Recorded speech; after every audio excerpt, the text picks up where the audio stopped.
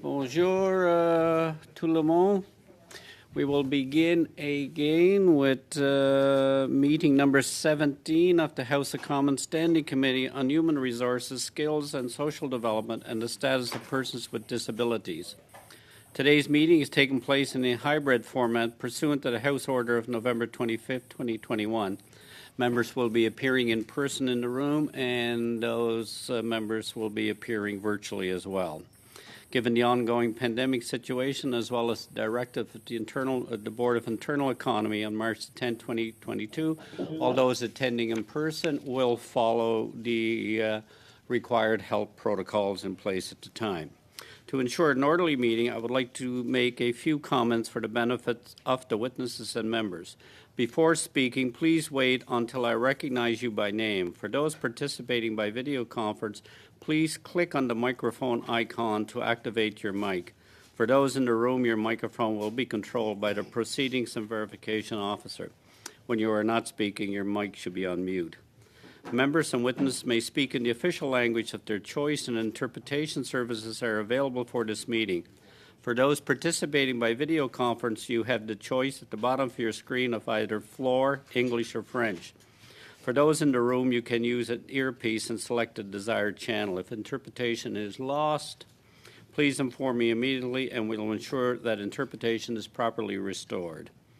For members participating virtually, please use the raise hand function. For members in the room, if you wish to speak, please raise your hand.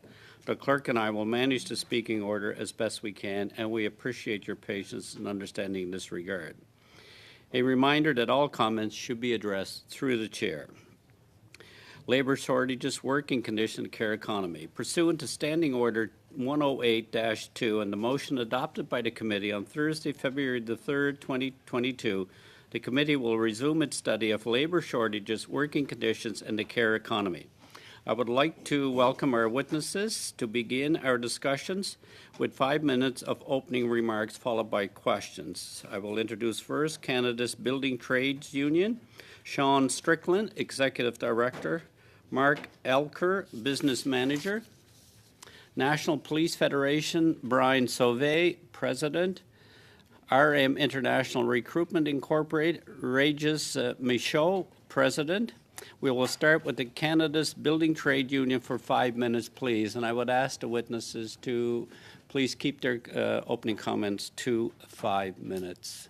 Thank you. We will begin with Canada's Building Trade Union, whichever witness is going to. Thank you, Mr. Chairman. Thank you for the opportunity to address the committee this morning and talk about labor availability challenges in the construction industry. My name is Sean Strickland. I'm Executive Director of Canada's Building Trades Unions, and I'll be sharing my time with Mark Elker, who's the Business Manager of the Hamilton Brantford Building Trades Council.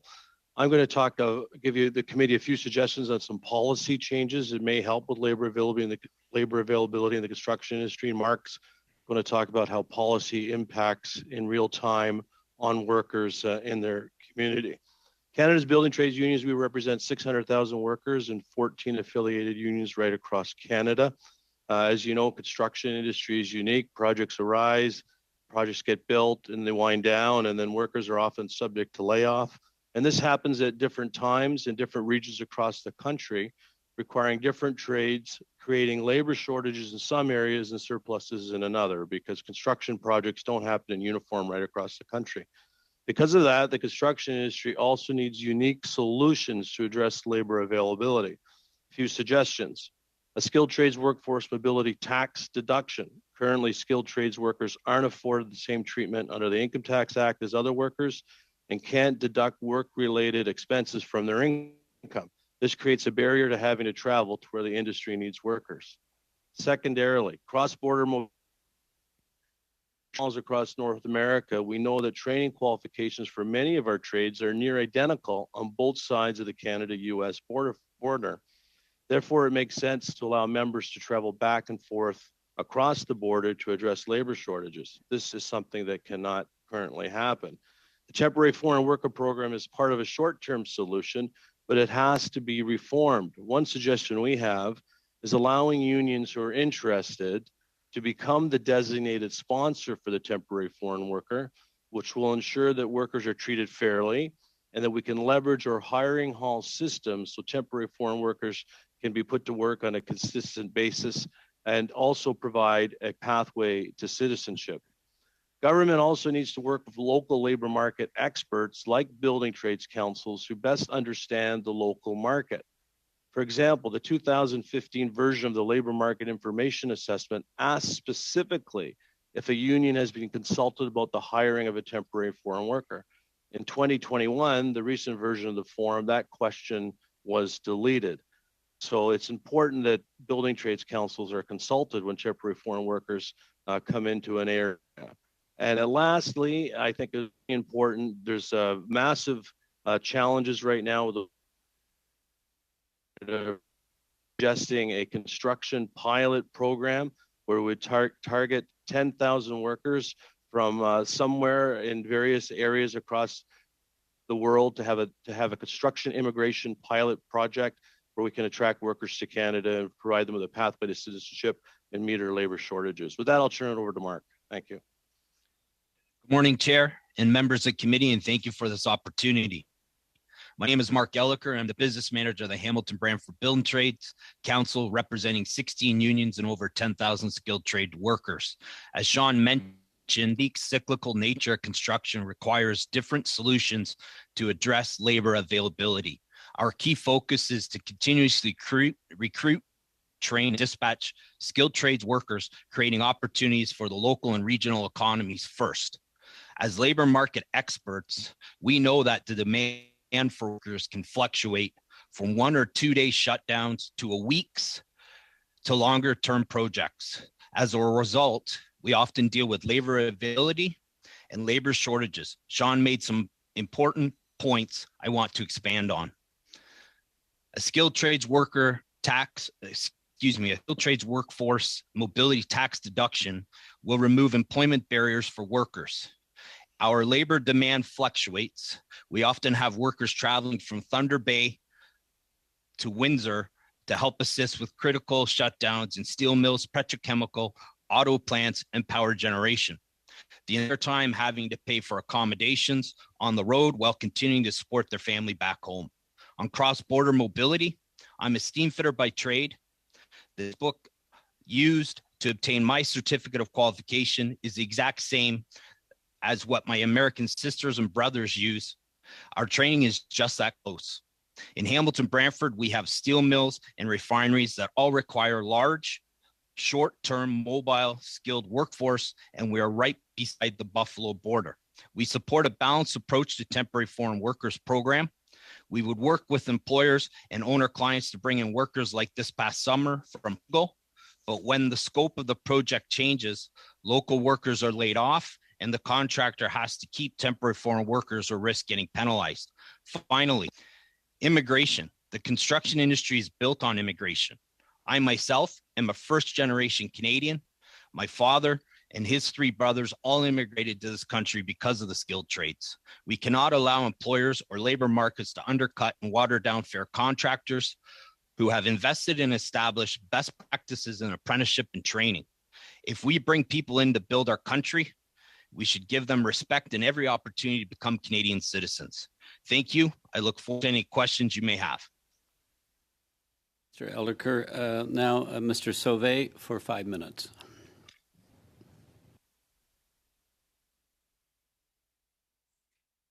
Well, thank you, Mr. Chair and the committee for inviting us to appear today. I'm Brian Sauvé, President of the National Police Federation. We're the sole certified bargaining agent representing close to 20,000 members of the RCMP below the rank of inspector. The past 2 years have been challenging for everyone, including the RCMP. Our membership, which is already facing human and financial resource challenges, had to deal with an accelerated increase in demand due to COVID-19. These challenges, paired with an increased workload, impacted not only staffing levels, but also the well-being of our membership. When looking at labor shortages amongst the RCMP, there's several factors that need to be considered.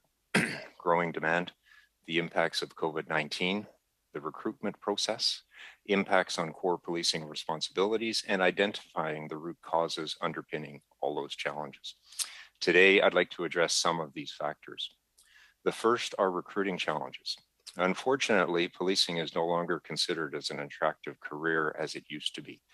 Police services across North America are seeing a decline in applicants and are facing recruitment challenges. For perspective, between April and December 2021, the RCMP received close to 6,300 applications. When looking at the previous fiscal year, the RCMP had received close to 11,800 applications. This shows a decline of almost 47%. In addition, the RCMP is projecting an even further decline in applicants for this coming fiscal year. And this trend needs to be researched and addressed to implement possible solutions as soon as possible. We have negotiated the first collective agreement on behalf of our membership, and we hope that this will make the RCMP a more competitive and attractive employer to assist in attracting new cadets. However, wages and monetary incentives are not the only thing that applicants are looking for. We recommend that the government study RCMP labor shortages, identify why applications are declining, and review the current recruiting process and standards that are set out and how to improve the image of policing as a career option. Second, human resources capacity and the related impacts. As the National Police Service, the RCMP has the ability to move members between units or detachments to fill gaps and respond to emergencies as identified in the recent Ottawa occupation. This is done through the various provincial police service agreements within the provinces.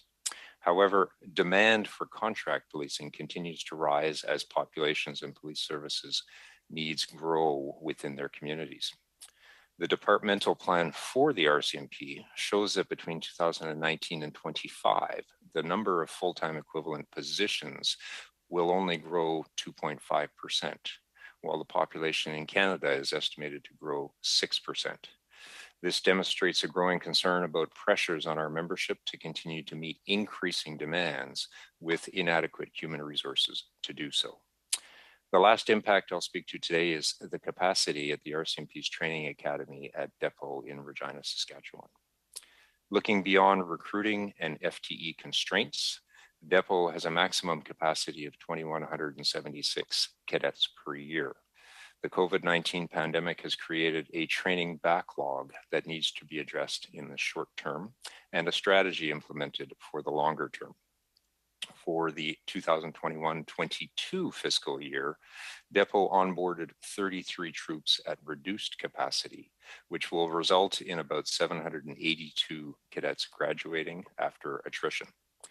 Prior to 2020, Depot averaged 1,050 graduates per year, meaning that between 2019-20 and 22-23, it anticipated about 4,200 new graduates. However, given the challenges mentioned previously, Depot is now only anticipating to graduate under 3,000 cadets over the same time period, representing a decrease of almost 30%. We recommend investing close to $190 million to expand training capacity and recruiting efforts for Depot, as well as additional funding in subsequent years.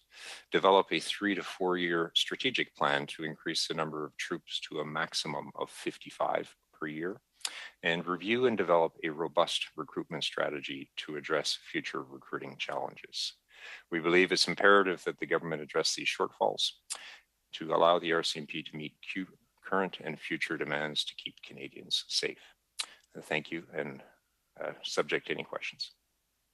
Thank you, Mr. Sauvé. Now to Mr. Michaud for 5 minutes. Bonjour à tous. Hello, everyone. Thank you for allowing us to present. We're an international recruitment firm. We wanted to give the point of view of employers. So today I want to talk about the Temporary Foreign Workers Program.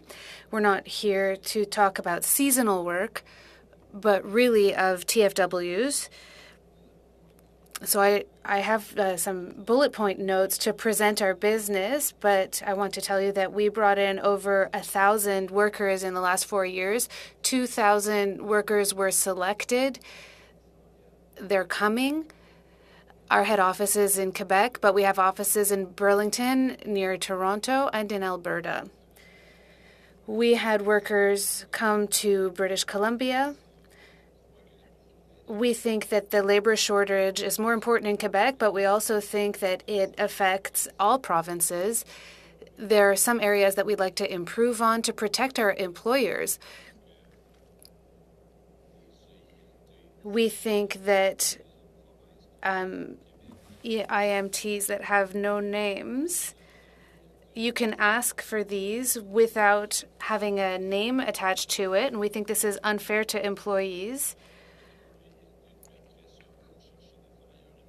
And then they get these forms, and then they try and get foreign workers, and they start doing the initial steps with these workers. But we would like to protect employers who have done initial work. So we would like to make mobility a little bit more difficult for TFWs, while understanding that it's important that we need to have to facilitate declarations for non-conforming employers. Some of them are taking advantage. I think we need that worker mobility should be made less easy. In some provinces, it's easier to obtain citizenship. Also, we think Service Canada has a big problem in processing delays. For us, our average delay is 63 business days. This is not practical. We think that employers are suffering the consequences of this. When you think about 63 business days, it's impossible for employers to know if it'll be 40 days or 80. So we're looking to find solutions for processing times. And then there's an equivalent issue in Quebec. Then IRCC. For us, for employers, we think that it's out of control. It's really difficult to speak to people. It's difficult to get answers. Many of the answers we get are do not conform to the procedural rules. So we get denials without any information, without proper timelines to provide documentation. We think that IRCC's participation and Service Canada as well should be greater. There should be a better partnership with businesses. And then following this, 2 points are very important for us when we talk about temporary foreign worker programs. We think about things long-term. We want long-term solutions for businesses. And the first would be to facilitate the arrival of women by giving them open work permits. So by making it easier for wives to come too, they can help contribute to solving the labor shortage issue. Sometimes they're less qualified or make less wages, but we should facilitate their arrival outside of skilled trades and do residency for low wage or Class C. Of course, this affects Quebec very much. We need long-term labor solutions. We need people to stay in Quebec. And I think it's important to make sure that permanent residence be facilitated for our employers. Thank you. See, Monsieur Michaud. Thank you, Mr. Michaud. The first questions with Mr. Ruff for 6 minutes. Mr. Ruff, you have the floor. Thanks, Chair, and my thanks to the witnesses for coming in. I think I got a question each for each of the groups. So, first off, with the building association and everything you're doing, I think 3 solid recommendations. I don't really have any pushback at all. I know it's not the first time I've heard the importance of recognizing our skilled trades and the tax credit. I think is a great idea.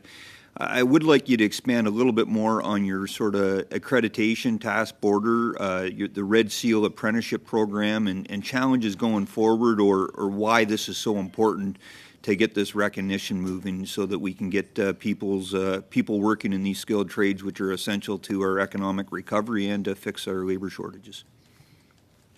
Sure. Thank you very much for the question, and maybe Mark may want to weigh in as well.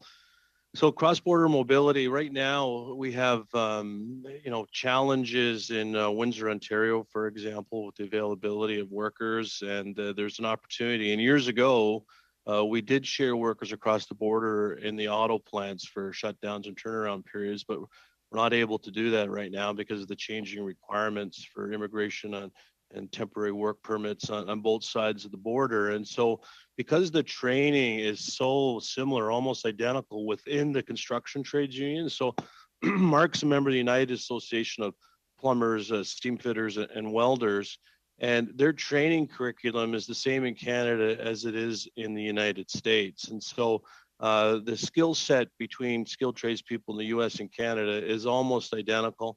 It's very familiar, and it would be a really good policy objective and implementation if we were to allow for that cross-border mobility to happen, especially when you have border areas where there's requirements for workers and there's labor shortages. They're not there to fulfill those jobs, and also for large-scale shutdowns. We had an example this year.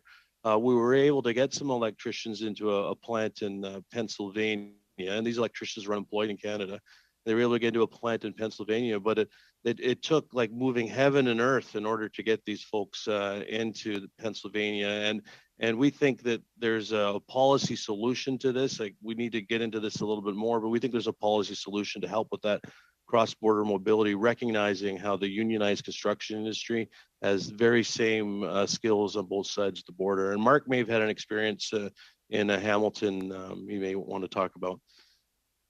Yep, thank you. And examples I can give you is when we have longer term projects, you can plan on availability. But when we take a look at some of our owner clients, such as the Fascos and Stelcos, they sometimes have steel mill shutdowns that are only 2 or 3 days, basically in length. So when we're taking a look at trying to bring personnel in, we typically in that situation, a 2 or 3 day shutdown, you're trying to identify who's closest within a driving distance. So when we take the Niagara border going over across to Buffalo, that's a very close direction for us. When we take a look at the opposite of trying to bring somebody in from Alberta or somebody for just a 1 or 2 day shutdown, it's not practical. The expense, obviously, for the contractors and for the owner clients with air transit and et cetera. So when we talk about longer term projects, some of that can be planned. And in that case, we support local employment. We look at regional, then on a provincial basis, but we're basically just taking a look at identifying what is the actual need under the current circumstance. And for 1 or 2 day shutdowns, the need is definitely different than longer term projects that run, several months or that run consecutive years. Thanks, gentlemen. My next question is to Mr. Sauvé and the National Police Federation. It's interesting, your recommendation when you talk about the government of Canada undertake a study, we're studying things right now. The problem is some of these shortages are imminent or immediate and ongoing. We need to address them, I think, sooner. So based on the feedback you have, without studying this at great length, what are the immediate type actions we could be taking, the federal government could be taking to help alleviate things to fix the national police shortage? And in particular, I'm interested, is there any difference between rural Canada and urban Canada? I represent a rural riding in Ontario, which obviously depends upon different contracted policing solutions, but I know the labor challenges is the same pretty much across all of them. So could you provide some concrete recommendations on how we can deal with this even faster? Yes, and in Ontario, obviously, the OPP in smaller rural jurisdictions, similar to the RCMP and other rural jurisdictions in many other provinces, are facing very, very similar labor and recruitment challenges, which, from a grand scheme, results in challenges from work-life balance, burnout. It's one of those continuous cycles, right? If we don't hit it at the front end, then ultimately we'll be dealing with it at the back end by having more mental health challenges, by having more operational stress injuries, PTSD, et cetera.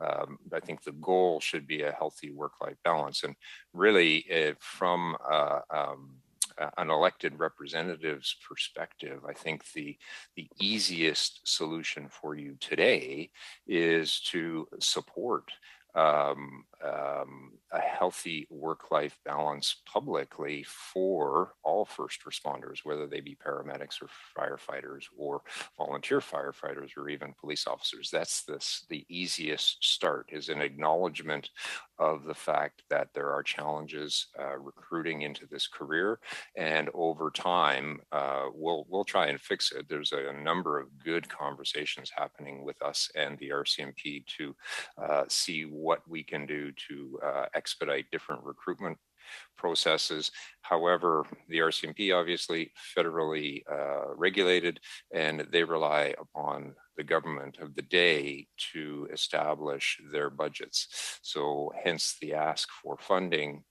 And I know it's odd that I'm making an ask on behalf of management, being a trade union, to give them a bigger budget. But, you know, you need to hear it from a number of sources. And, you know, Depot in Regina really needs to be able to accept an influx of applicants now that we hope that they are a more attractive employer. So they need the capacity to do so. Mr. Sauvé, thank you, Mr. Ruff. Now to Mr. Collins for 6 minutes. Yep, thanks, Mr. Chairman. And please note I'll be sharing my time with Ms. Martinez-Ferrada. First and foremost, I'll get into the questions. Great to see someone from Hamilton again. That's 2 meetings in a row, so welcome to the trade union representatives. And if I could, Mr. Chairman, through you to Mr. Elliker, in Mr. Strickland's opening statement, he mentioned some issues related to the temporary foreign worker program. Just curious to know whether they have examples similar to the cross-border issues that were just referenced in response to Mr. Ruff's question, whether you have any temporary foreign worker examples to provide in terms of problems you're currently experiencing with the program. Yes, I do, and appreciate it. The good example this summer, we had a contractor had to bring in 10 workers from Portugal to do a project, and unfortunately the project was delayed, and local skilled trades were actually getting layoffs basically because there was penalties for the contractor regarding the temporary foreign workers. We also had, this goes back basically about 2019, we had processing facilities being built, one particular processing facility being built, and they were using Chinese engineers. They brought them in under engineers temporary foreign worker permit, but it was basically identified that they were actually doing skilled trade workers work. It was mostly sheet metal work at that time.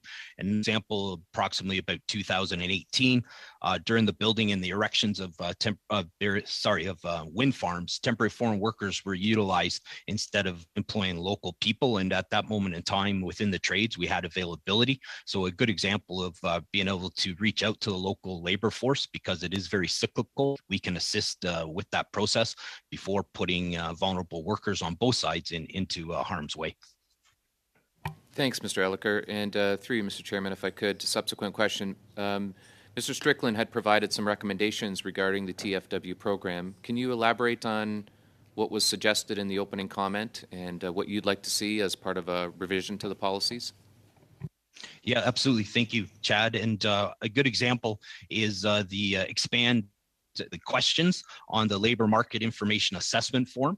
So as Sean had spoke, the 2015 version had questions particular to unions. In the 2021 version, the questions were changed and some were removed. And our recommendation would be to actually expand a couple questions on that form. It's fairly light lifting, and it would be a very good example of how to get the local labor force basically involved and making sure that it's accountable on and transparent for everybody. Thank you. My last question before I turn it over to Ms. Ferrada is the immigration pilot project. Recommendations on that for either Mr. Elliker or Mr. Strickland? Sure. Maybe I could take that one, Mark, and thanks. Yeah, so we're suggesting a construction immigration pilot program. Right now, it's very difficult for a construction worker to meet Canada. They just don't meet the requisite requirements. And right now in Ontario, and I did a quick survey, not scientific but anecdotal, we could use 25,000 construction workers basically tomorrow across mostly civil trades related to building of transportation infrastructure. And contractors are really scrambling to try and find these workers. Some contractors are looking at becoming certified employer organizations so that they can act as a group of employers, GEOs, to bring in temporary foreign workers. But that's not the long-term solution. And that's why we're suggesting a construction immigration pilot project. Pick a province. Ontario would be a good example. And let's work together to bring in 10,000 workers and make them Canadian citizens, train them, get them into the unions, protect them from exploitation, and build our economy. Thanks, Mr. Strickland. Mr. Chair, I'll cede the rest of my time to Madame Ferrara. Merci, Monsieur le Président. Thank you, Mr. Chair. Thank you to the witnesses for being here with us today. My question is for Mr. Sauvé. I'll try and ask a question and sub-question in the interest of time. I was hoping you could talk to us about the challenges you're faced with law enforcement to maintain personnel and to protect the mental health of your members. You said that 40% of new applications are not completed, and I would love to have some additional information on this.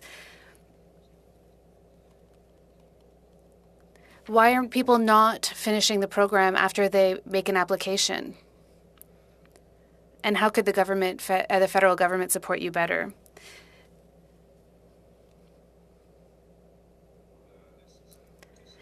Thank you. That's an excellent question. In order to be accurate, I will answer in English. Quand je parle de when we talk about applicants and attrition, the attrition rate at Depot, so once an applicant has been accepted to go to Regina, has grown exponentially over the last number of years to about almost 30%. So we're losing 1 in 3 before graduation. And that probably means that we don't have a deep enough pool of those who are applying at the front end. And the number who are applying at the front end has been decreasing exponentially over time. When I joined about 18 years ago, the RCMP Monsieur Sauvé, je pense received... Mr. Sauvé, I'm sorry. I think we're going to run out of time. I'm just hoping you could send us a written response to this question because we are running out of time. And yes, of course, we can expand on this. No problem. Madame Chabot, à vous la... Madame Chabot, you have the floor. Thank you, Mr. Chair. And thank you to all of the witnesses. This conversation has been very interesting and enriching on the labor shortage. We're going to run out of time for this first block, but my first question is for Mr. Michaud. Thank you, Mr. Michaud, for being here today and for sharing your experience, because your business aims to support businesses in recruiting workers, and that's your main mission. Here's what I'm concerned about. I'd like to ask you a question. Concretely, how can we reform the TFW program? There are two things that are concerning to me. Since we started this study, we've heard from many industries. They've told us that they are facing many challenges with regards to this program. There are many obstacles, including delays. Within our ridings, I see the same thing. In the last few years, we're getting so many calls from our businesses because they can't get answers to their requests. You talked about marauding. This is my own word. With the labor market impact assessments, and people are poaching TFWs. So my question is general. If we had to reform the system tomorrow, what are the main issues we should tackle? This is, of course, knowing that in Quebec there are specific conditions there on the issue. Thank you for the question. First, to help employers, we have to reduce the delays for immigration. When employers decide to hire outside of Canada, they have immediate needs. So we have to think about how fast we can turn around in order to support our employers. I think we have to try and find a way to give accreditations, if you will, to our employers. From there, maybe they would have like a longer process for their first international recruitment, and then after facilitate it so that they could move forward more quickly after they've gone through the paces. Maybe doing it over the phone or on a video conference, or having a closer contact with the employer to give them an accreditation from the start. Then we have to work on keeping people in their jobs. Historically, years ago, it was difficult or more difficult to change employers. You had to demonstrate that the employer was mistreating employees. I think that's a good thing. I think we should foster an environment where people can share this kind of information. We know that these employees can be more vulnerable. So a company that decides to recruit internationally should be protected, because business planning is done over a 2 to 3 year period. Currently, with social media, workers are being approached by businesses that already have the paperwork that can go poach them. So TFWs can go get a job and then be poached elsewhere. So to help businesses, we have to work on timelines and then also protect employers for precocious departures. Another question that we often talk about is the percentages of, we know that for TFWs, there's a 10% calculation, there's 20% for Quebec.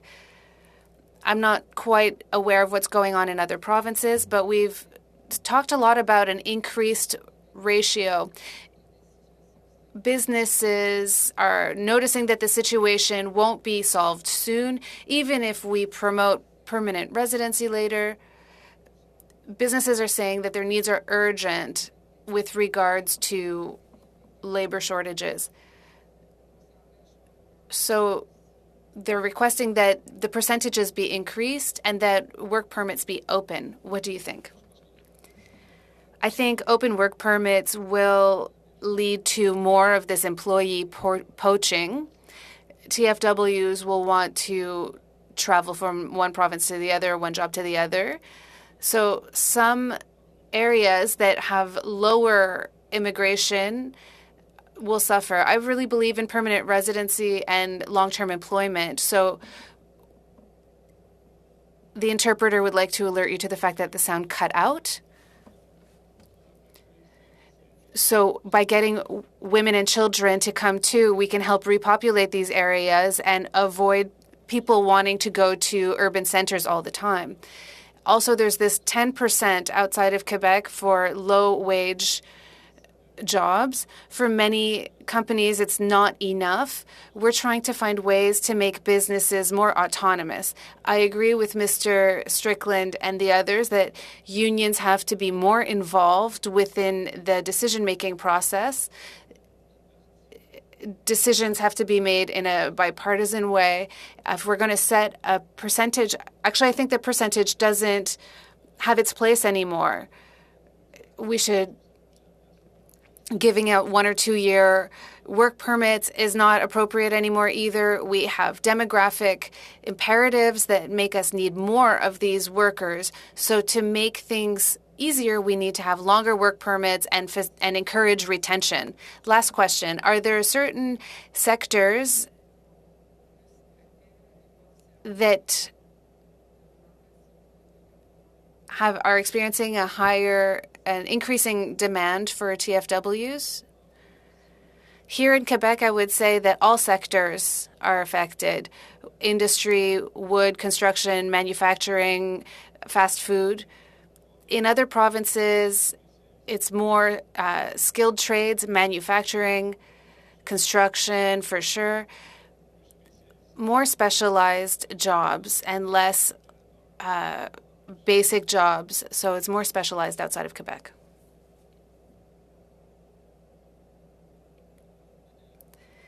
Madame Zerillo, you have 6 minutes. And I wanted to thank the witnesses for their testimony today. And I did want to start with Mr. Sauvé, and I thank him for talking about healthy work-life balance. This is an area I'd like to just dig into a little bit, because really, you know, workers and their conditions and their lifestyle, their life conditions, their housing conditions, they're all very important. And I wonder if it's time that we modernize how we support workers. So I wanted to ask Mr. Sauvé about root causes of retention and recruitment. Previously in this study, we've heard a lot from the care economy, and we know that work is very gendered, and policing has also traditionally been very gendered. So I just wanted to get a feel for the kinds of working conditions that police need these days to have a healthy work-life balance, and what the federal government could do. You did mention about some recognition of that as a first step, but other things we could do to support police retention and recruitment. Thank you for the question. It's actually a very good place to start at a big discussion. You know, a lot has been done in the last decade with respect to police and studying work-life balance and the impacts of overburdening. I think, you know, recognition through CIPSRT and CIMBER and the studies that have been ongoing through those federal organizations or supported research organizations is great. Increasing the visibility of Veterans Affairs for, you know, the RCMP perspective. Obviously, there's been some good work done there that needs to continue. And as far as work-life balance goes, I think a broader understanding broadly about the variety of work that police officers do in Canada, you know, whether it's the Sûreté du Québec that deals in isolated posts, just like the OPP does, just like the RCMP does, and an acceptance or an acknowledgement that in a lot of cases, the RCMP is the only representative of the federal government in a community across Canada. There are no social services, there are no nurses, there are no health stations. Sometimes Canada Post isn't even there in person on a regular basis. Thank you very much. And I think that goes to that idea of, you know, understanding the modernization of the realities of today's world. Is, like you said, they're taking on a lot more. Mr. Strickland, on the trades, Mr. Sauvé mentioned it. It's been mentioned over and over again in the care economy witnesses, overburdened. And I think about the trades, and I think about the long hours they're working. And here in BC, I'm sure you've heard that, you know, there's a lot of overdose and a lot of addiction happening within the trades here because they're working so hard, they're getting injured, they don't have necessarily access to a family doctor, to easy access to care and healing injuries. So I just wonder if you could share a little bit about what the federal government might be able to do to respond to the working conditions that these people need to be happy, healthy, and have a work-life balance. Well, thank you very much for the question, MP Zerillo. And certainly opioid use and opioid addiction is quite prevalent within the construction trades. I think the two trades where it has the highest incidence is in transportation. You know, those folks are working hard and doing lots of driving across the country to keep our supply chain going, and also in construction. And the nature of work in construction, you know, there's a few conditions that have created this situation. I think one is the kind of macho culture.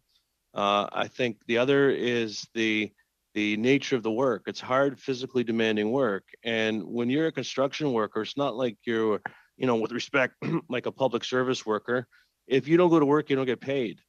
So if you get injured and have a slight injury and you take some time off for rehabilitation, you're not getting paid, but often you'll come back to work quicker. And in order to deal with that pain, you will be prescribed an opioid. And then that sometimes leads to a downward spiral where many of our workers are experiencing addiction. It's been particularly hard on our workforce during the pandemic as well. There have been, you know, a few suicides, unfortunately, within our ranks related to opioid addiction. during the pandemic. So this is an issue. We've had some conversations with Health Canada. We've done some information sharing about 18 months ago.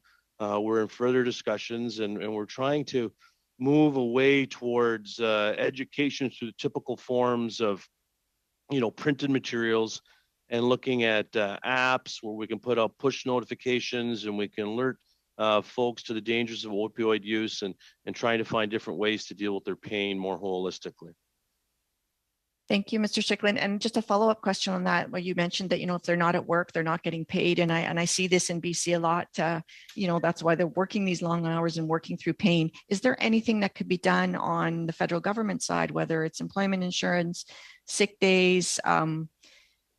What could be done on the federal side to support them so that they can actually take their rest that they need? That's a really good question. I know that there has been some recent legislation around the 10 paid sick days, and I don't know how that would apply in the construction industry, but certainly if there was more latitude around and the impact it would have on you if you weren't able to get paid, and because you had to take time off. But the challenge still is that employment insurance doesn't pay nearly what going to work would pay, so it wouldn't be much of an incentive. But if there's some things we need to do to work with that. The other thing is medical use of marijuana. I've sat on a health and welfare trust fund where we were able to include medical marijuana as an expense that the plan would cover, and then the use went up like 60%, and opioid prescriptions went down by 80%. So there's those things that I think need to be looked at as well. One last question for you, Mr. Strickland, is around retirements. We had heard one of your testimonies talking about... No, your time has gone by. Sorry. No worries. Thank you, Chair. Happy to follow up. Okay. Thank you. Now to Mr. Lightford for 5 minutes. Thank you, Chair. Thank you, witnesses, for being here today. Mr. Sauvé, I'd like to sort of explore something, because in not untypical fashion, the large majority of the witnesses that appear before the all committees of Parliament inevitably want more money. And as you can probably appreciate, the financial situation of the federal government today is pretty dire to begin with, let alone huge new expenditures for every organization that comes before this committee. I think in a lot of cases there needs to be a hard look at the structure of how services are provided today in the country. Certainly healthcare is in need of that. Any thoughts on the structure of the policing services in the country today? Do we have too many incidents where police are attending to that? Maybe, as an example, a family counselor or something. I'm thinking of domestic abuse situations. Are there other ways that we could look at solving some of these worker shortage problems other than money? Excellent question, and I agree. If you go back to early 2020 and the broad public discussion around defunding or detasking the police, which has really, from our perspective, been Canadians who are asking for a refunding of other social programs because they have been lacking in prior decades. I think there's a really good discussion happening now, whether it be through the Halifax Regional Municipality or the Standing Committee on Public Safety that released its report last year. We appeared before them, and we did make recommendations based on, how does the average Canadian want their social safety net to look like? Do we, as Canadians, need to look at an increase in healthcare spending for mental health issues? Do we need to look at an increase in first response emergency medical services? In a lot of instances, what we've seen from a policing perspective, regardless of the jurisdiction, is an increase in police officers going to whether it be mental health calls, whether it be psychiatric calls, or whether it be calls that would not be normally considered something that's a law enforcement issue. That puts a challenge on the public perception of police, because they might end up in situations where force is required. And in today's day and age, obviously, there's a camera everywhere, and we end up in that public challenge of defending actions when perhaps the police shouldn't have been there in the first place if other social programs had been actually in place and incorporated. The challenge there obviously is it's not only a federal government concern, it is a provincial and a municipal government concern. So there needs to be a concerted front on that discussion as to what do we want the social safety net of Canada to be, because what we're seeing is that police are not just first responders. They're the only first responders left. And that's what we're ending up with as far as a challenge. So agree with you, it can be resolved otherwise. We just have to have that discussion. Building trades folks, I'd like to throw a question at you. It seems to me like, let me start this way. Do you see COVID being the cause of what might very well be a temporary situation?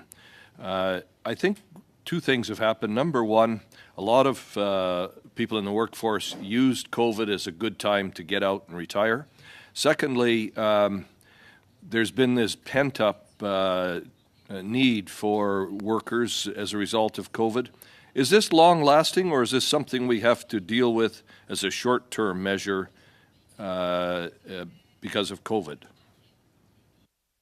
Well, I'll start with that. Maybe Mark can share some experience from the field in Hamilton. I think the answer to that is yes and no.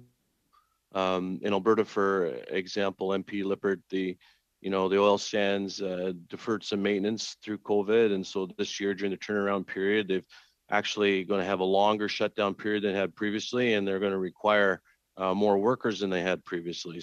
So I would see that as a temporary issue, but I would say, moreover, in the long run, we have a structural issue with lack of workers in the construction industry unrelated to COVID. And during COVID, most of the industry right across the country continued to work.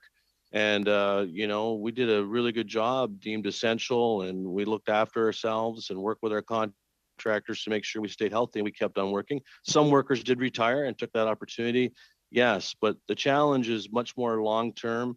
It's very hard to get young people to come into the trades anymore. We're doing the best we can. We're doing the best we can to get more women, underrepresented groups into the trades. But what our industry really needs is an influx of permanent immigration to help us with the structural challenge of labor availability over the next 25 years. Mark, I don't know about your experience. No, thank you, Mr. Okay. Strickland. Time has gone over. Now to Mr. Long for 5 minutes. Thank you, Chair, and good day to my colleagues, and thank you to the witnesses. Very, very interesting testimony. Mr. Strickland and Mr.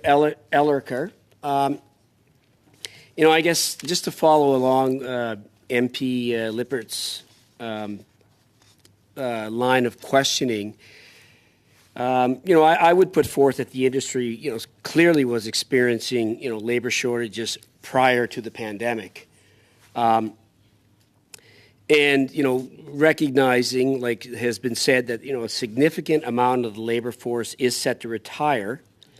And we all know that workers from traditional sources won't be enough to fill the gap. So, I guess my first question to you, Mr. Strickland, do you feel there's still a stigma that's attached to people going into the trades?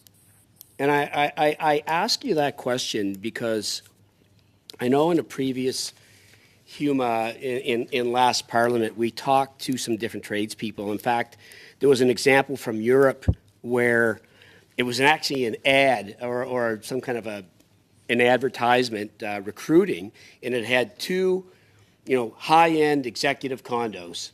And in the driveway were two beautiful trucks. And out of one door walked a doctor, and out of the other door walked a plumber. And, you know, that ad was designed to kind of try to break that stigma that there are great jobs in the trades. And we all know that. But I want you just to touch both, if you can, on what do we need to do to help you recruit and train your employees as a federal government? What do we need to do? Well, there's a real push on in many provinces and the federal government already in advertising to get people into the skilled trades. So that needs to happen. The continuation of the union training and innovation program needs to happen. There's been an allocation in previous budgets of up to $1 billion for the skilled trades, union and non-union, to attract more people. So those investments need to continue. One of the big things to help with labor availability across the country is the skilled trades mobility tax deduction. So, you know, we have shortages, we have temporary shortages, structural shortages, but we also need work. Mark chime in on some of his experience in Hamilton. Excellent question. Some other good example is hygiene. For a long time, construction sites, if anybody was on construction sites and had worked construction sites up until the pandemic, hygiene lagged drastically behind. If an office worker or engineer was working on site, they would use their own washroom facility. You go onto a construction site and have to use porta potties in the middle of winter. We have dark hours. People are working all different times of hours. When we take a look at washroom and hygiene, that kind of ties into it. The health and safety piece of it as well is by supporting people with prevention and getting the message out to parents. A lot of parents are making the decisions when it comes to having conversations with their teenagers and that. So we work with the local workforce planning boards. We get out to schools and we do that education.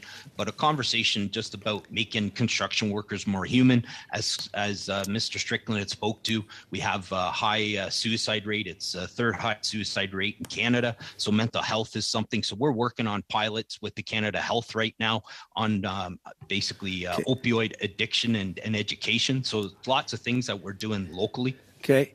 Thank you very much, Chair. I'll cede my time to MP Van Bynen. Thank you. A little over a minute. Okay. Thank you, Mr. Chair. I'm interested in, first of all, thank you to the witnesses for coming here and sharing your perspectives to this committee. Our government's created the Union Training and Innovation Program, or the UTIP program, which was referenced earlier. And I'd be interested in knowing what the positive impacts of UTIP have been to date, and what are the ways that the federal government can improve and support the needs of your sector? Mark, you want to talk about UTIP and its impact in Hamilton? Absolutely. The Canadian building trades, and even at the local level, we're one of the largest private trainers. I think the only one larger is the Canadian military. So when we take a look at the local level, that influx of grants and basic grants and tax monies that come in from the government through the UTIP, it's substantial. We have individuals such as the Millwrights Local 1916. They put in a total system for basically manufacturing and delivery of materials on conveyors. So when we went to build the new Amazon facility in Hamilton, it was all built.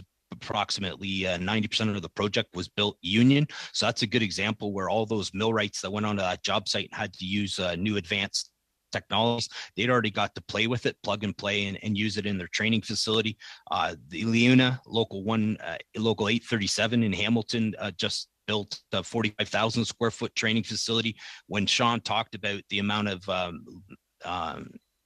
people needed and required for employment, LIUNA just in Hamilton with the LRT announcement, some other projects could use almost 1,000, 2,000 local workers. That's just in the Hamilton area. So all those training facilities, that all ties into it. And then when we work with needy benefits and we work with the colleges and we work with the high schools, there's a pathway, but we have to definitely try to support apprenticeship pathways and make sure that we support employers that are supporting the apprenticeship best practices. Thank you, Mr. Van Bynen. I'm going to go to Madame Chabot if she wants for one question, and then Madame Zarello to conclude the first group. Madame Chabot, a short question, please. Merci beaucoup. Thank you, Mr. Chair. Mr. Strickland, I have a question about your request for tax breaks for qualified workers' mobility. Do you have any positive answers? A budget is coming. Have you had positive responses to this request? Under which circumstances are we talking about mobility that would not otherwise be reimbursed by employers? Can you give us an example? Yeah, great question. Important, very important issue to skilled trades workers across Canada. And we're not asking for any different treatment than what other workers have under the Income Tax Act. So right now, many workers are able to deduct travel costs, accommodation costs, covered by their employer. And so we're asking for the same treatment. And that will help with labor availability, because often there are jobs even within a province or outside of a province or from a rural area to an urban area where a worker could be collecting employment insurance, but they don't want to incur the cost to travel over 100 kilometers or 200 kilometers to go back and forth to work. It's better to their it's more to their economic advantage to stay at home and collect EI. And so we think by putting in this skilled trades workforce mobility tax deduction that it will encourage labor mobility across the country. And that's something that needs to be addressed as well. Shortages, how we deal with it on a short-term basis, on a long-term basis, but also labor availability and how we can move our labor pool across Canada. And that's very important for construction. Thank you, Mr. workers. Strickland. Thank you.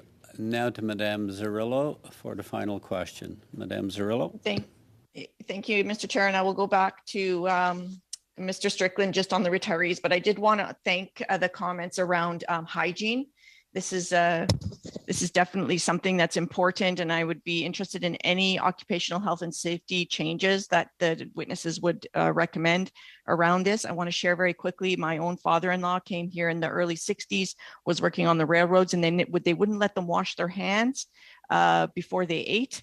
And when the new government changed, this was a change that happened on the railroads. They cleaned out the sleeping bunks to make proper clean hygiene in the sleeping bunks and to be able to wash your hands before dinner. Made a huge difference. He still talks about it today.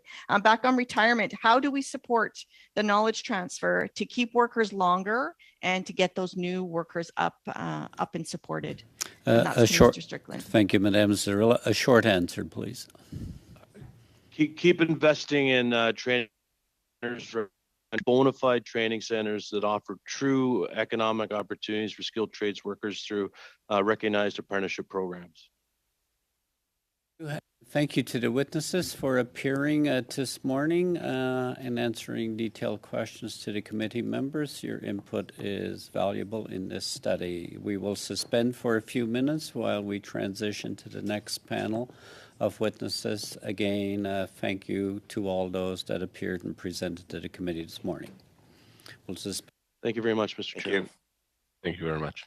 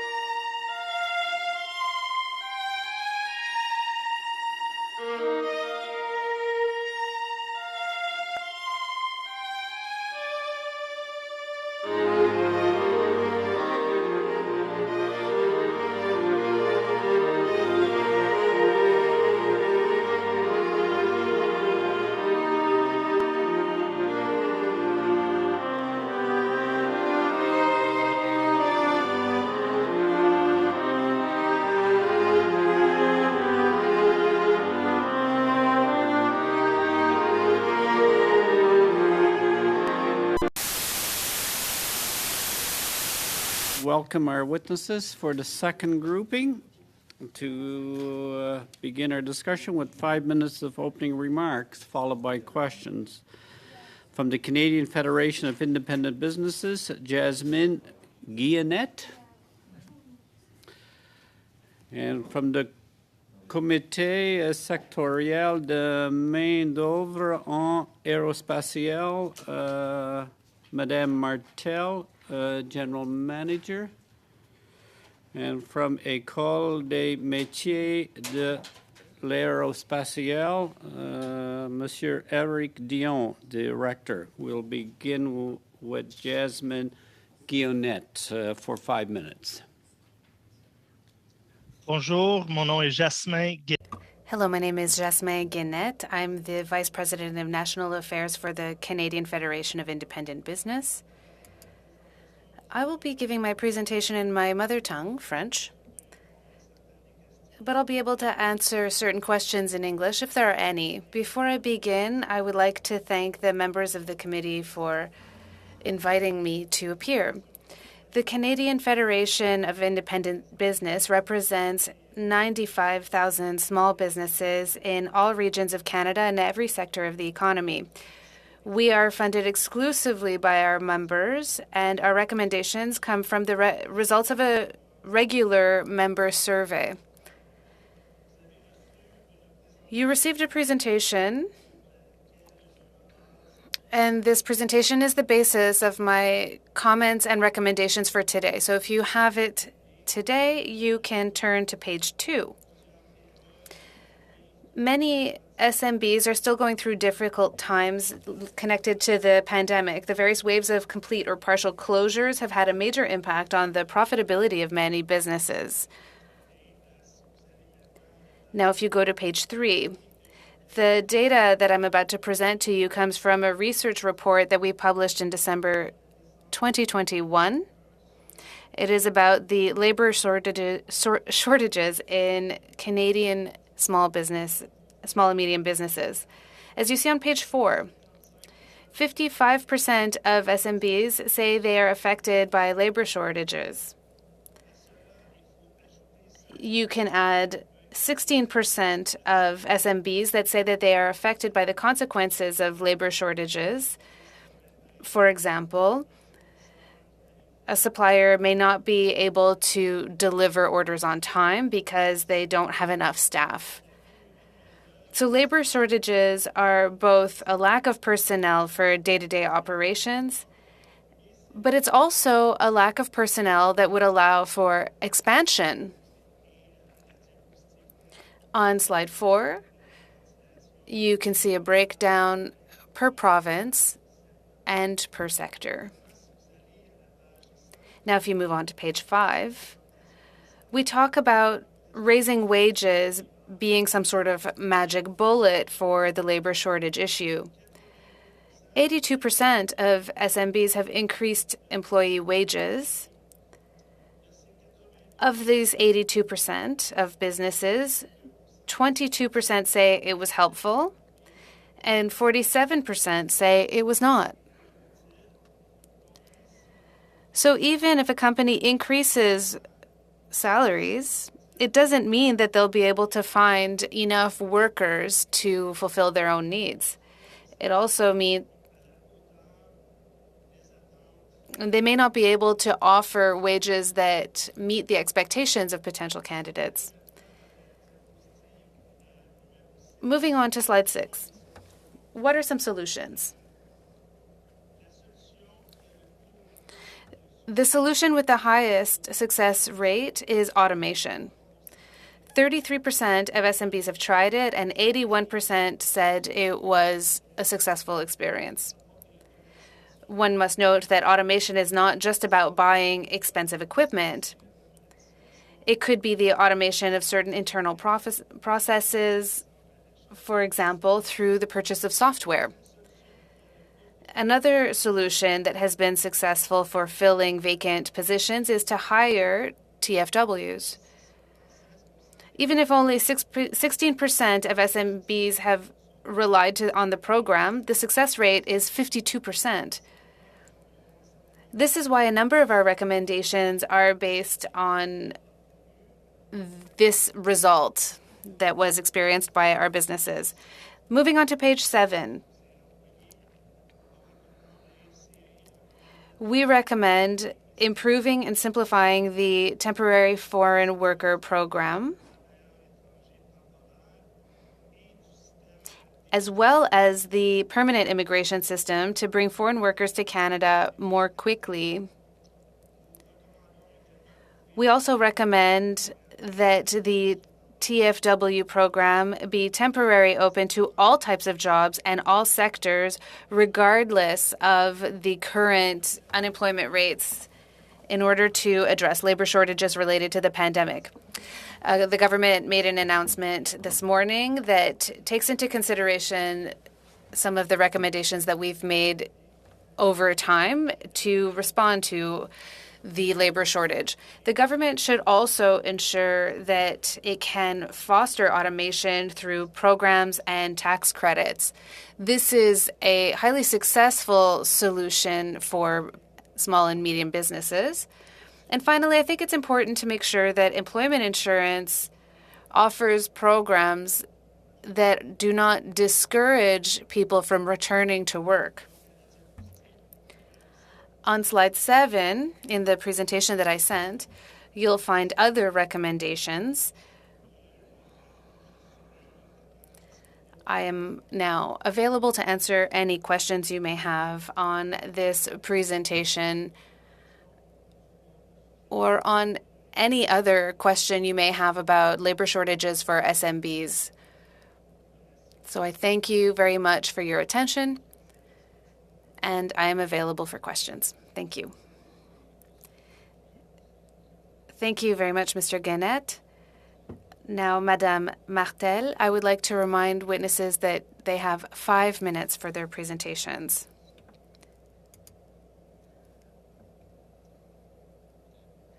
Mrs. Martel? Hello, everyone. I am Andréelle Martel, the General Manager of the Comité Sectoriel de Main-d'œuvre en Aérospatiale. Thank you so much for welcoming us today. Our mission is to make sure that we can match workers and businesses and fulfill their future needs. We are specialized in aerospace manufacturing. We collaborate with the industry in facing these challenges, and we've been doing it for the last 38 years. Here are some highlights. There are more than 400 businesses in this sector in Quebec. Montreal is the 3rd largest center in the world for aerospace. We have a 97% placement rate. We represent 40,000 positions in Quebec. Aerospace generates $15.8 billion in Quebec alone, and much of the products are delivered outside of Canada. We talked about labor shortages, and we are highly affected by this issue.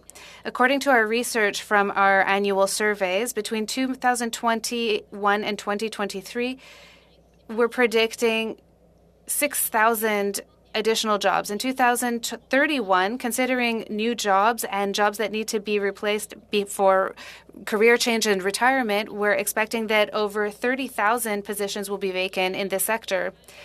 Of course, with an unemployment rate of 4.9% in February, our labor pool is limited. In the fall of 2021, the number of vacancies in aerospace was 2,400 or more, including 702 positions that have been vacant for more than 6 months. 30 occupational categories are in shortage. We have job categories that are expecting to experience shortage within 2 years. This is for high-skilled and low-skilled jobs. The job categories that will be the most highly affected are machinists, conventional machinists, and aircraft maintenance technicians. We're also experiencing an increased need in IT for digital transformation, AI, and cybersecurity. The labor shortage is a war for talent with wage bidding, so we know that workers are jumping jobs. This is something that's experienced throughout the sector. In the last few years, many factors have affected the industry's reputation to the general population, and this has affected our ability to recruit young people. We're also talking about job cuts and the shutdown of the airports and airlines over the pandemic, and this has affected the industry severely. The aerospace industry can count on state-of-the-art training centers, but these are currently operating at half capacity and struggling to recruit students. As for foreign students, they have to spend a lot on tuition and face a maze of federal immigration processes. As for schools, when they are able to train foreign students, some of them move to Ontario once their training is done because they can more easily obtain citizenship. This is putting Quebec at a great disadvantage because we're not able to retain the workforce that we're training. There are many issues in the area. The lack of skilled workers is hindering our business growth. We're losing contracts. It's hindering our ability to innovate and export. So our company's vitality is threatened. The lack of succession or an exacerbation of wage overbidding could lead to the relocation of subsidiaries of multinationals, the loss of competitiveness with regard to other provinces, and an accelerated decline of Quebec aerospace sector on the world stage. Here are some solutions. Students from other Canadian provinces should be able to train in Quebec at a much more reasonable cost. Innovation, science, and economic development should coordinate more with the Quebec Ministry of Education and the Ministry of Higher Education to recognize diplomas and equivalencies. We want to make sure that international students can start their training on time with these programs. The federal government could also give priority to immigrant files of candidates who have already a job offer in hand and promote their integration in Quebec by ensuring that the time limit for becoming a Canadian citizen is the same as in other provinces. Thank you. Merci, Madame. Thank you, Mrs. Martel. Mr. Dion, you have 5 minutes. Hello, I would like to introduce myself. I'm Éric Dion. I am the director of the École de métier de l'aérospatiale in Montreal. We're part of the public schools, service centers in Montreal. We're a school that's also a factory. Our size is about 2 football fields, and we reproduce workplace, including norms, rules, and regulations in the industry. So skills and precision are our main keys. We have 3 annexes, Mirabel, Trois-Rivières, and Quebec, and our head office is in Montreal. The school was started in 1994 with the help of the CAMAC and 4 businesses, Bombardier, Pratt & Whitney, CAE, and Bell. Hearing both the French and the English at the same time. Oh, sorry. Je sais pas quoi faire. I'm not sure quite what to do about that. Mr. Dautel, were you listening to English under the original? Because there's no problem here or anyplace else. Mr. Okay, Coteau, were you hearing translation? Je l'ai placé en français. I put it on French here. You can go ahead, Mr. Dion. Okay, my apologies about that. So 4 main businesses have helped us build the school, and in partnership with the CAMAC, so Bombardier, Bell, CAE, and Pratt & Whitney. We have 5 programs. 2 of them are national that are only available in our school, so it's structure building and mechanical assembly. They're less than 1,200 hours, so they're pretty short. We also have assembly of cables and circuits, machinery, and tooling. They also have a maximum of 1,800 hours for training. Other training is available, for example, machining, tooling, digital, industrial painting, and other training like installation, interior installations. We also offer services to businesses. We help businesses with personalized training, skills building. We also offer training in Ontario, in Alabama, in Texas, Quintero, in Mexico, and in other areas in the world. We work with other businesses in developing laborers. We do skill building and skill maintenance. We try to keep employees in position and also support organizational change. For your information, CAMAC validates our training every 2 years to make sure that they match actual workplace work. So even though we advertise a lot and we work with Aéro Montréal, the CAMAC, and more, I can tell you that I can tell you about our registrations for this year. So in 2019, we started 15 groups. In 2021, we had 4 groups. We've had a 60% reduction in the number of groups, 60% reduction of admissions. Group sizes have reduced by 30%. And then also we were able to convert some courses to have them individualized to have ongoing admissions instead of having to wait for 20 students to register. The situation is quite concerning. You can understand that when we don't start groups, we postpone them. So for your information, we postponed 6 groups that were not started. 3 of them were delayed once. 4 were postponed twice. 2 were postponed 3 times, and 2 were postponed 4 times. Sometimes we postpone them by a month, 2 months, or more. This is very alarming. International students, as an FYI, have gone from 150, which used to be a third of admissions, to 3. That's a dramatic decrease. For tooling or machining, normally we have 6 groups at the start. Right now, I have 1 that started in 2018. There were 15 students, and I can say that there are more businesses that came to the school to recruit than students that actually entered the program. So the demand is very high throughout the province. So the obstacles have been border closures, getting paperwork for courses is also very difficult. It's a long process. The permanent residency process is very long. There are many students that go straight to Ontario instead of setting up in Quebec. And there are many students who, after getting their training, after spending $27,000 on training, move to Ontario to get Canadian citizenship.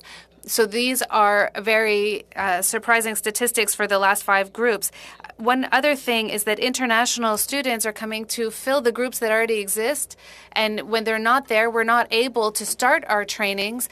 So we're at a full stop. And then this also affects the businesses afterwards. So I'll stop here with my presentation. Thank you very much, Mr. Dion.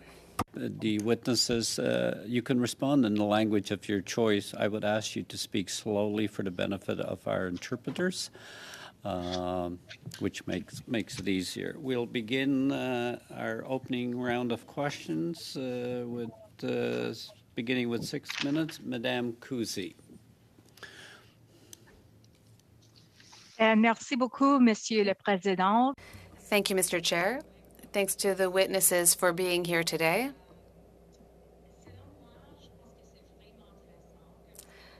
I think this is very interesting because today one of our witnesses has said that the government has announced 2 programs in the last week.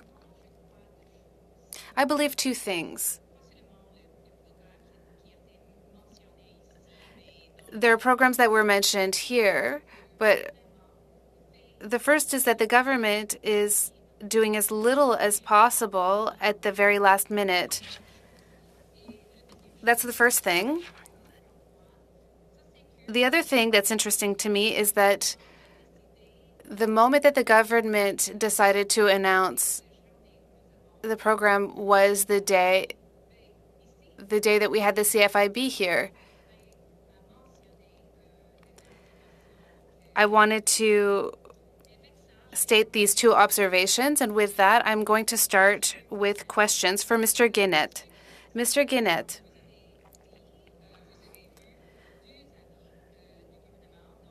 you saw 2 notices from the government in the last 2 weeks. The first was about the pilot program for Quebec in the Temporary Foreign Workers Program. This goes with open work permits with restrictions for people who were selected for permanent residence in Quebec. I would like to start with your comments about this program announcement. Do you have any comments from the Quebec perspective for this program? Thank you. Thank you. You know, the announcement that was made in Quebec recently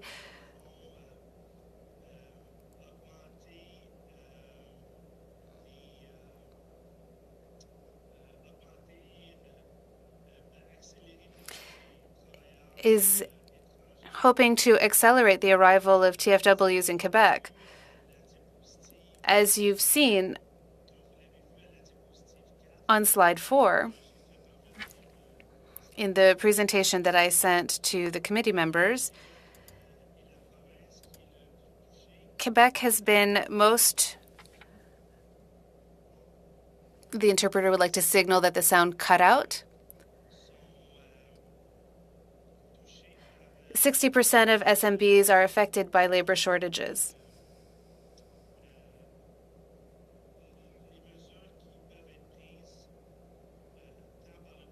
Measures that can be taken by the federal government in collaboration with the provincial government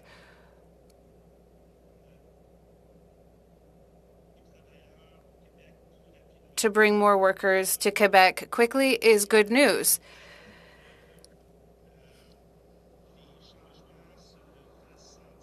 Of course, we would like to see the effects of these changes as soon as possible. We would like the paperwork and bureaucracy to be minimized as much as possible. This way, these changes can come into effect as fast as possible. We're hoping that the results will follow the announcements.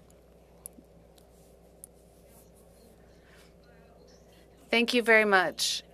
As you said this morning, the interpreter would like to signal that the sound is cutting out. The question is about TFWs. I don't know if you've had enough time to go through the notice and to peruse the content of the program, but to start, maybe you can give me your overall opinion of this compared to the recommendations that you've made in your report, the recommendations that you mentioned in your presentation. So what's your overall opinion to start? Yes, thank you very much. So first, we recommend opening the TFW program up for all sectors of the economy in all regions of Canada, regardless of the unemployment rate. Today's announcement addresses some of the preoccupations, the concerns that we've raised, specifically for the hospitality and restaurant sector. Applications will no longer be assessed according to the unemployment rate, but rather according to business needs. I think this is a step in the right direction. Same thing to increase TFWs in some businesses. For certain sectors, it could go up to 30%. Again, this is a step in the right direction. I think we need to open up the TFW program to all sectors and all regions. I think that small businesses that are having difficulty with hiring employees should have access to this program. Yes, I think it's important to improve the TFW program and to improve immigration in general because we know that the process is very slow. but we need to improve the financial incentives, financial and tax incentives to provide small businesses better tools so they can have more resources to hire the workers that they need. Thank you, Mr. Guinette. Mrs. Kuzi, thank you. Thank you. Now, Mrs. Ferrada for 6 minutes. Thank you, Mr. Chair. Thank you for the witnesses for being here today with us. My questions are for Mrs. Martel and Mr. Dion. I'm happy to have these witnesses as citizens of my riding. I know how hard you work. Thank you for being with us today. The aerospace industry is a huge part of the east of Montreal's prosperity, but also of Quebec in general, as you mentioned. Could you comment on two things? One, tell me if you agree with me. On one side, there's an issue of a labor shortage in aerospace. But to refer to what Mr. Dion said, is the industry has a positioning issue to access students who want to access training.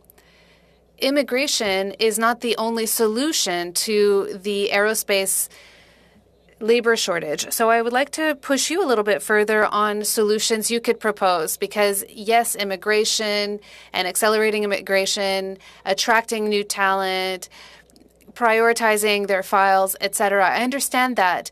But when I think about what Mr. Dion was saying, there were 150 international students, but your school can accommodate over 1,000. Immigration is not enough. So what other solutions can we put forward? Thank you, Mrs. Martinez. We have to work on the sector's image for the next generation of workers. This is a sector that was touched hard by the pandemic. So it's important to feature the aerospace sector with its opportunities, the interesting careers it offers, the good salaries it provides. We have to change perceptions among young people, but also among their parents who have a great influence on their career choices. But what can the federal government do here? What can the federal government do to help you? By supporting businesses. The richer the companies can get, the more they can invest funds in promoting themselves and recruiting the next generation of workers. Mr. Dion. To answer the question as to what the federal government can do, it's difficult for me as a public school director. It's difficult for me to understand where jurisdictions start and stop. But I would say that our priority is to start groups. We want to have 15 people or more and have foreign students fill in the gaps. So how can we help the provincial government to start smaller groups? This is a question. I don't know. Of course, we have to look into that. Another thing the provincial government is working on is bursaries.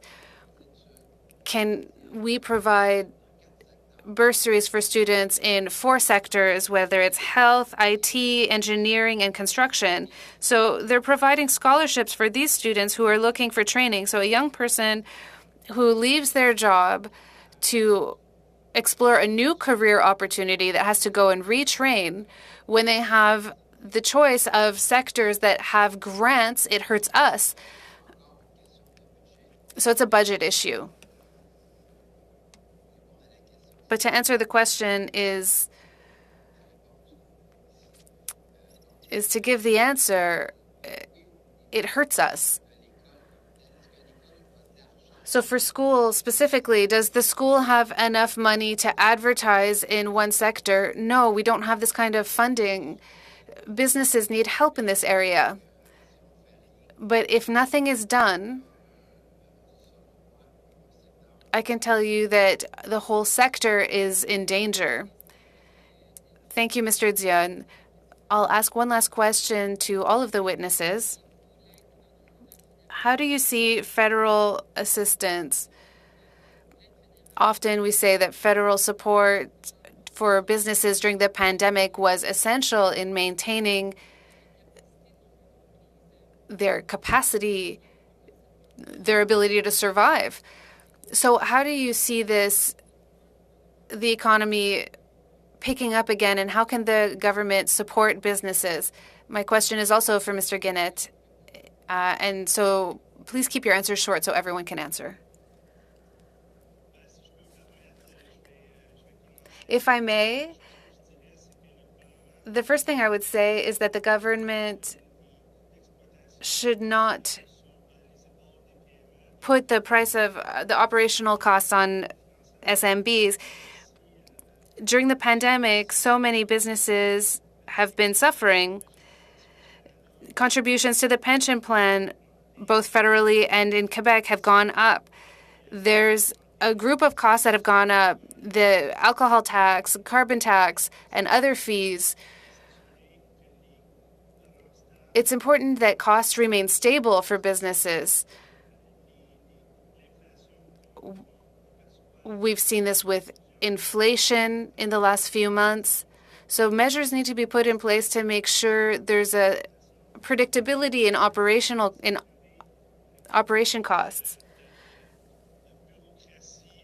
We also need to reduce bureaucracy to access various programs, to access TFW programs. And the last thing I would say is to help businesses either with tax credits, to help hiring new workers, and to facilitate trading for businesses.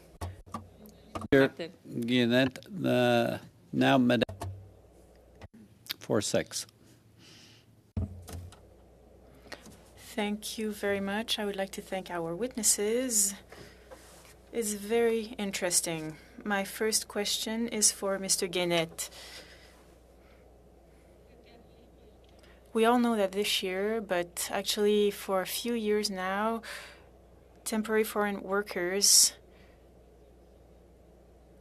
is requiring to temporary foreign workers is one of the ways to solve the issue of labor shortages. We all agree on that. The Bloc Québécois always said that the TFW program should, however, be changed so that it can better adapt to what's going on in several sectors. So my question now, I know that in Quebec, the labor shortage, well, there are different issues regarding demography, but if we're talking about medium and long term,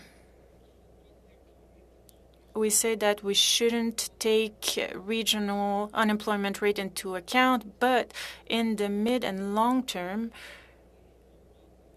perhaps we should look at that, and we should maybe focus more on local labor. Or do you think that immigration will solve everything? What do you think? Answer. Well, I don't believe that there is one solution. I believe that we should have several solutions that will allow us to resolve that labor shortage in Quebec, but also elsewhere in Canada.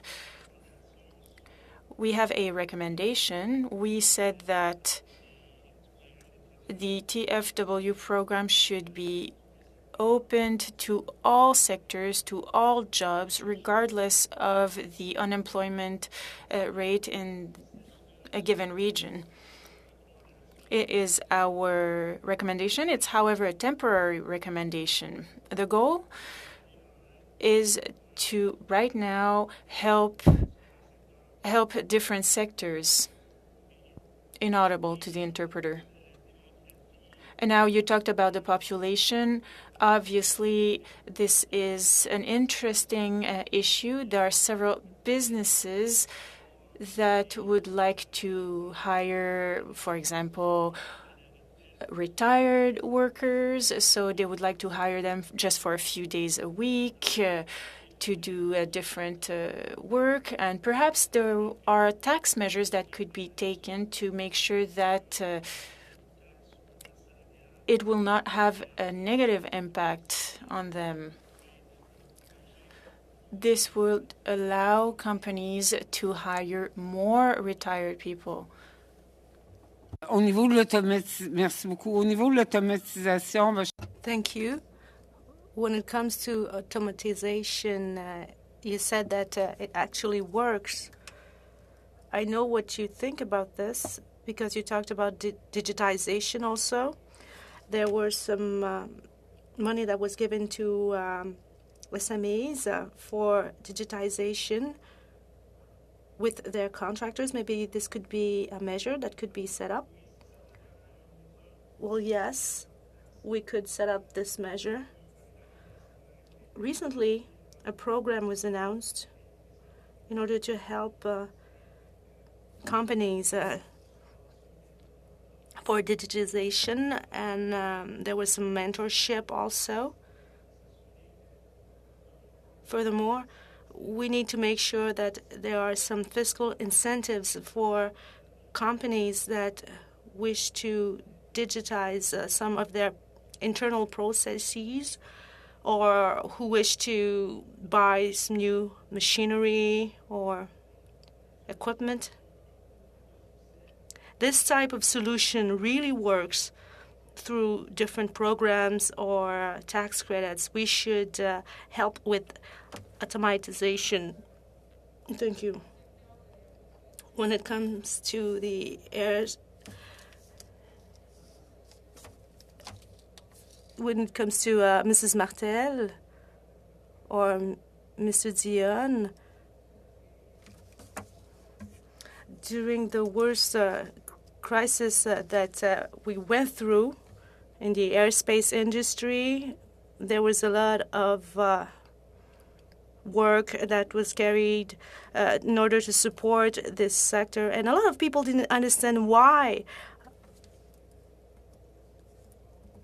this sector was not better supported by governments.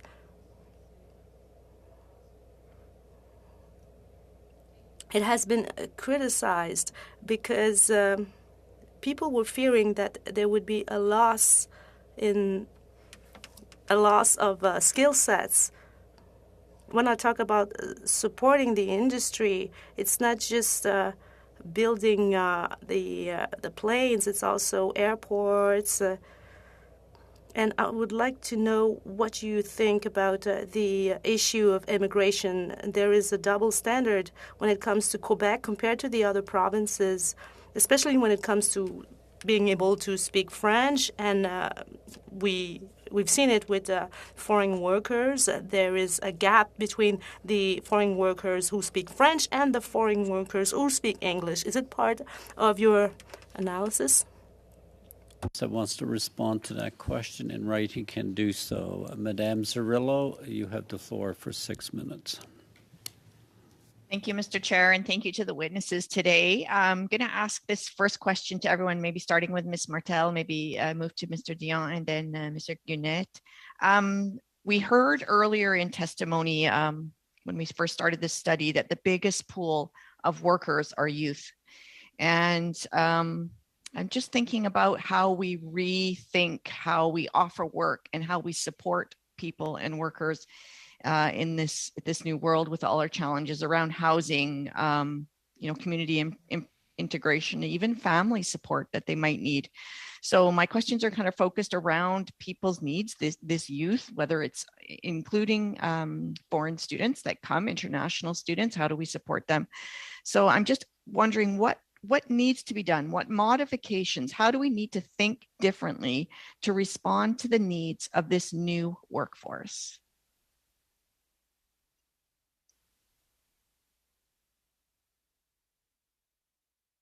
C'est une excellente question au niveau des jeunes. Excellent question. Il faut vraiment. Excellent question. When it comes to young people, they should see aerospace as a promising sector, especially for young people from Quebec. And they've seen that some companies from the aerospace industry were not doing so well during the last few years. And also when it comes to foreign workers, we should make sure that there is not such a huge administrative burden for them to come here. It should be facilitated.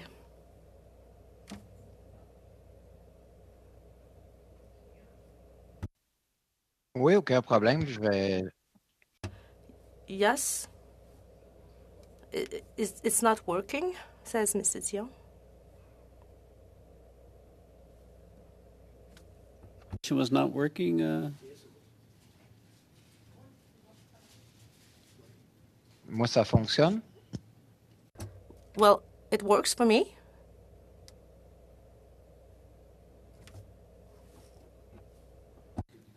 You're good to go. Monsieur Dion. Est-ce que ça. Oui, ça fonctionne. Yes, it works. Okay, perfect. When it comes to foreign workers and foreign students, yes, we hear that a lot of foreign students want to come here and study here. So what happened is that they all left for Ontario and they don't want to come back here. We should work on that. And also there is the issue of Canadian students. They come from other provinces and they have to pay a large amount of money, not as much as foreign students, but it's expensive. And now I'm talking about young people, but students in general, because we have people who are really specialized here, and also people are willing to go back to school if they are paid to study.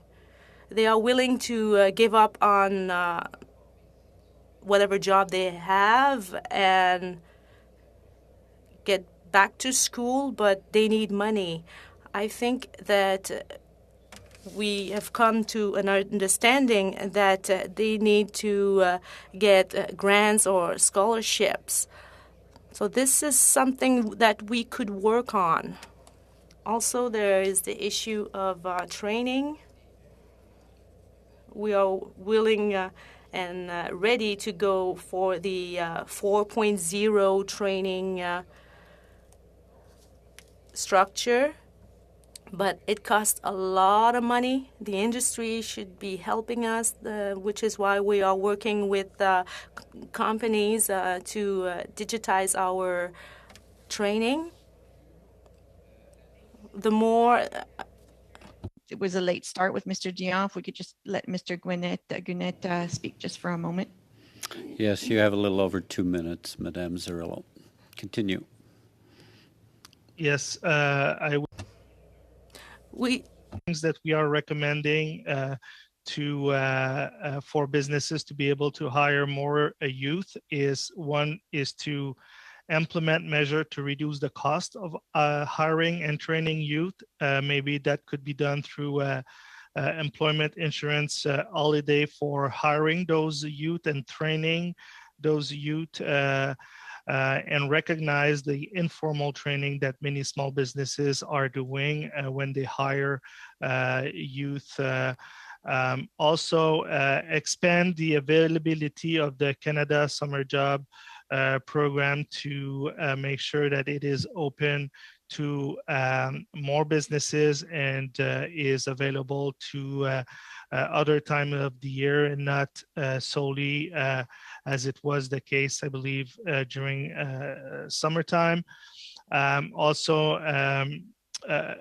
offer tax credit to businesses that would hire students in those will placement through institute and colleges and co-op programs and internships. So we have released a report on youth employment a few years ago where we listed many recommendations that could be put forward that would help businesses hire more youth and not only being able to hire them, but retaining them and training them so they can continue to be a force for those small businesses that hire them.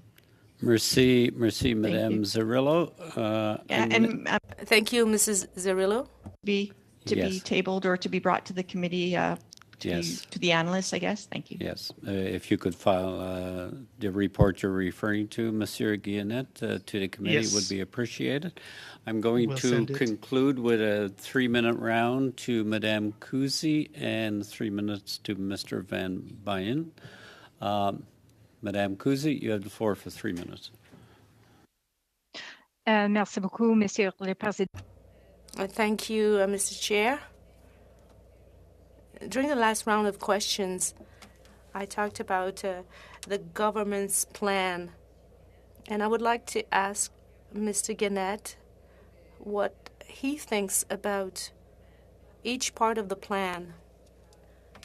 Mr. Guillenette, there is a section that deals with seasonal work when it comes to fisheries,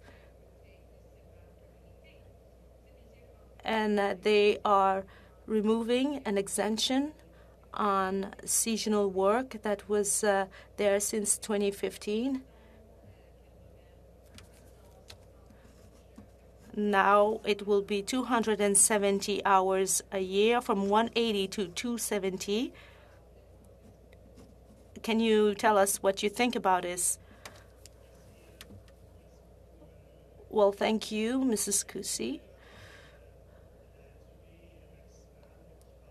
Well, it goes from 180 to 270 days, rather, a year. Well, I think that it's good. It's a step in the right direction, but I do believe that maybe there could be another way that would allow for more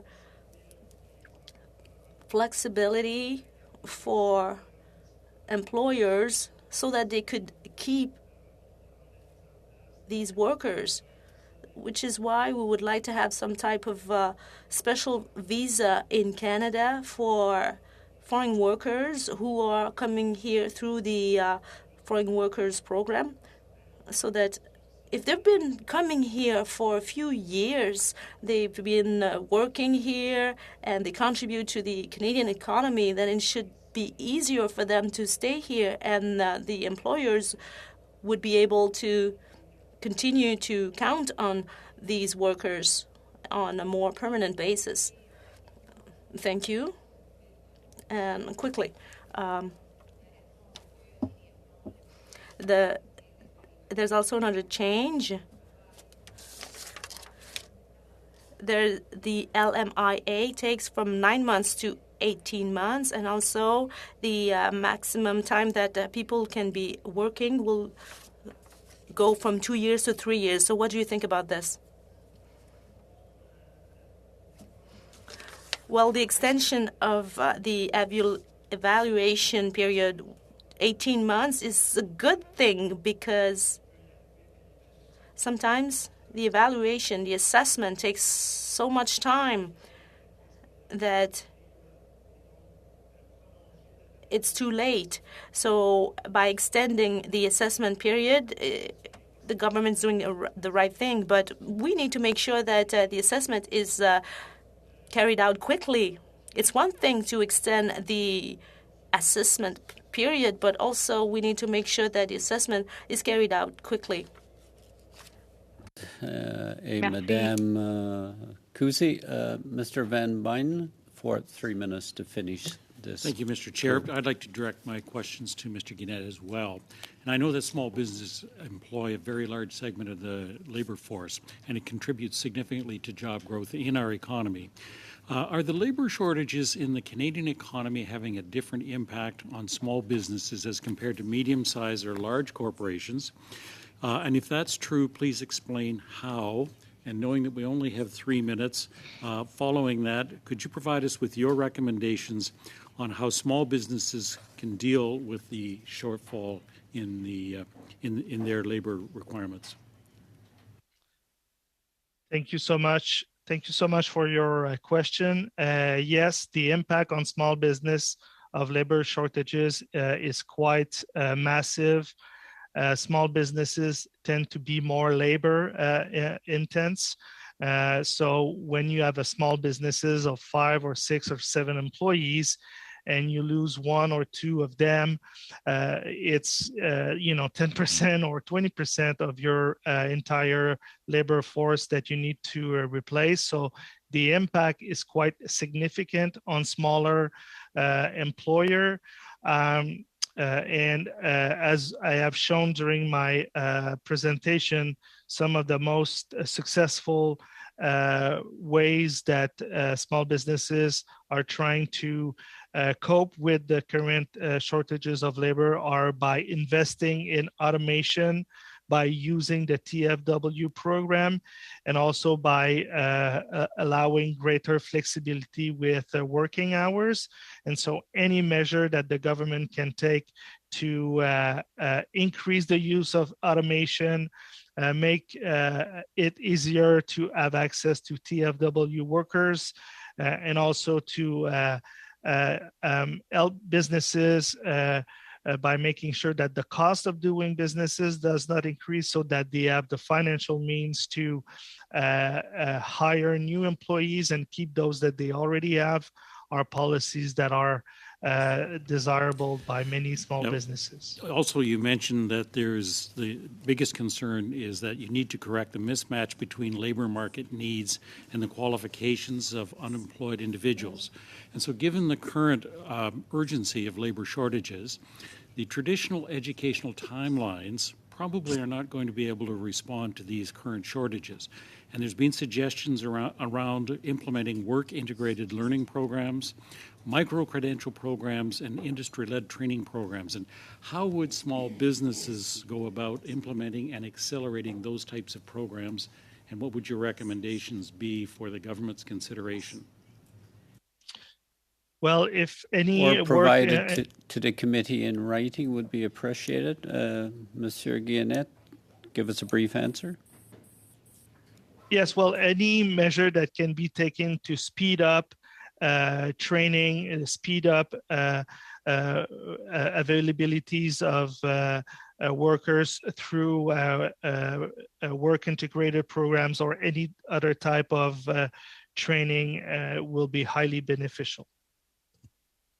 Merci beaucoup. Thank you all the witnesses for appearing in the second grouping and providing detailed information to the committee on this important study. Thank you so much. Before committee members leave, I would just want to bring to your attention the second study we're doing is the Housing Accelerator Fund. So what's your thoughts on setting a witness deadline date of April the 22nd? We would just, that will be the end of the second constituency week for a possible deadline to submit your witness list to the clerk. If I don't see any objection, we'll set that date. The other point I want to raise with the committee is we anticipate the version 1 draft report prepared by the Library of Parliament will be circulated to all members of the committee this week, likely Thursday. This is on the seniors report that we asked. So just advise you in advance of consideration of the draft report, members are encouraged to submit their proposed changes in both official languages to the committee prior to April the 25th, 2022. So you should have this by Thursday, and any draft changes, we'd set the deadline of April the 25th to have them to the clerk in both official languages. With that, I adjourn the meeting. Thank you.